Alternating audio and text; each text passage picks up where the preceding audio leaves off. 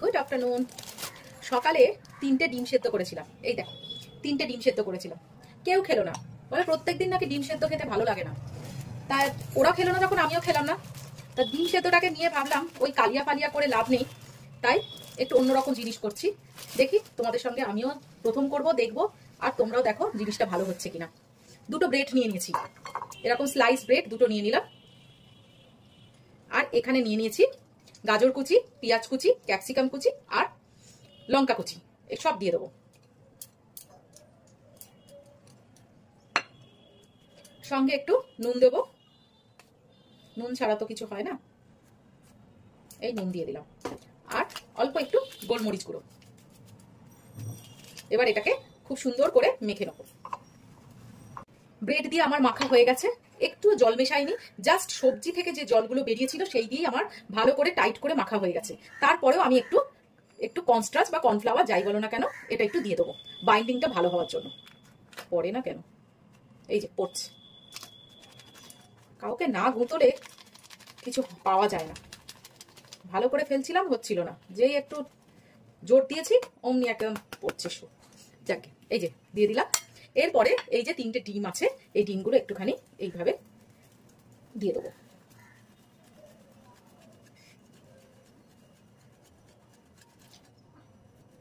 এই ডিমটা না দিলেও হয়, অপশনাল, কিন্তু এই যে টেস্টের জন্য আর আমার ডিমটা রয়ে গেছে সেই জন্য আমি এই ডিমটাকে এইভাবে কাজে লাগিয়ে নিলাম। এবার এই ডিমটা সমেত হালকা হাতে এবারে মেখে নেবো একটু।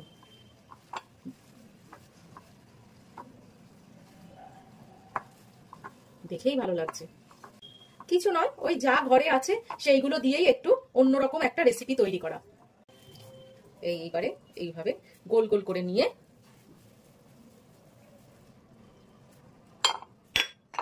আমি এইভাবে রেখে দেবো একটা একটা করে।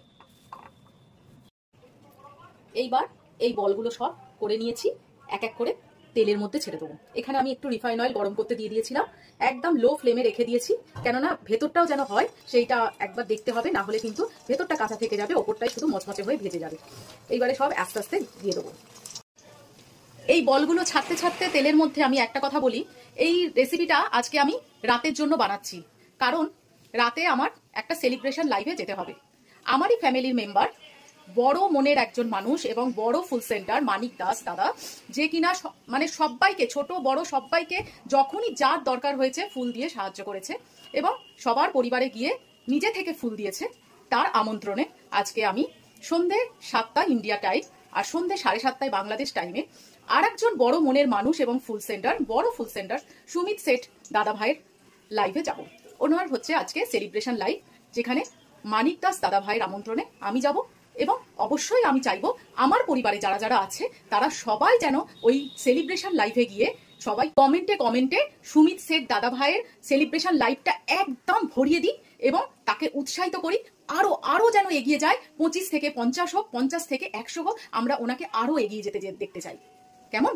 সবাই কিন্তু অবশ্যই আসবে এবং আমিও থাকবো। এবার রান্নার দিকে চলে যাই। এই হচ্ছে, আমি বলগুলো সব দিয়ে দিচ্ছি, হতে থাকুক। এখন বড়াগুলো হয়ে গেছে এবং আমি এই বড়াগুলো সব তুলে নিয়েছি এক এক করে। এইবারে আমি এই তেলের মধ্যে, তেলটা একটু ফেনা ফেনা হয়েছে এই কারণে, যেহেতু ডিমের বড়া হয়েছে সেই জন্য ডিমের থেকে একটা ফেনা ফেনা বেরোবেই। এই তেলের মধ্যেই আমি দিয়ে দেবো রসুন কুচি আর আদা কুচি এবং এর মধ্যেই দিয়ে দেবো কয়েকটা সবজি, ক্যাপসিকাম, টমেটো আর পেঁয়াজ, এগুলো সবগুলো দিয়ে দেবো।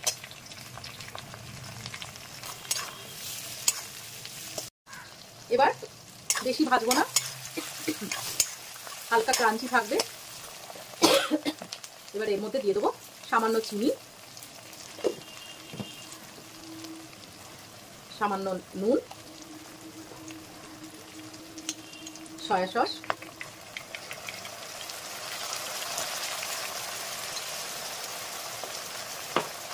আর টমেটো সস।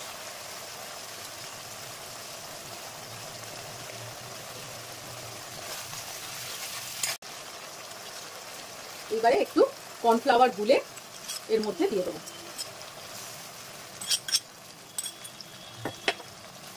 ব্যাস, রান্না শেষ। এর মধ্যেই বড়াগুলো দিতে পারতাম, কিন্তু বড়াগুলো ডিম দিয়ে তৈরি, চিকেন দিয়ে নয়, ওই জন্য প্রচন্ড সফট হয়েছে। ওই জন্য ওর মধ্যেই আমি এই গ্রেভিটাকে ঢেলে নেবো, বড়ার মধ্যেই একটু ড্রাই ড্রাই করবো, ওই জন্য কর্নফ্লাওয়ারটা একটু বেশি দিলাম। কাঁচা লঙ্কা দিতে ভুলে গেছিলাম, তাই কাঁচা লঙ্কা দিয়ে দিলাম, আর একটু গোলমরিচ গুঁড়ো দিয়ে দিলাম। ব্যাস, রান্না শেষ। এক্সপেরিমেন্টের রেজাল্ট এইটা এসছে। বিশ্বাস করো, আমি একটা খেয়ে দেখলাম, দারুণ খেতে হয়েছে। যেরকম ভাজা অবস্থায় ডিমের পকোড়াটা দারুণ খেতে হয়েছে, সেরকমই গ্রেভিটা দেওয়ার পরেও দুর্দান্ত খেতে হয়েছে। আমি খাওয়ার পরেই তোমাদের সাজেস্ট করব যে প্লিজ প্লিজ তোমরা যদি ডিম সেদ্ধ কোনোদিন থেকে যায় বা ইচ্ছা করেও করে থাকো, তাহলে এই রেসিপিটা অন্তত একবার আমার কথায় বানাও। দারুণ খেতে লাগে, বড় অবস্থাতেও ভালো লাগে, আবার গ্রেভি অবস্থাতেও ভালো লাগে। খেয়ে দেখো। হ্যাঁ, টাটা।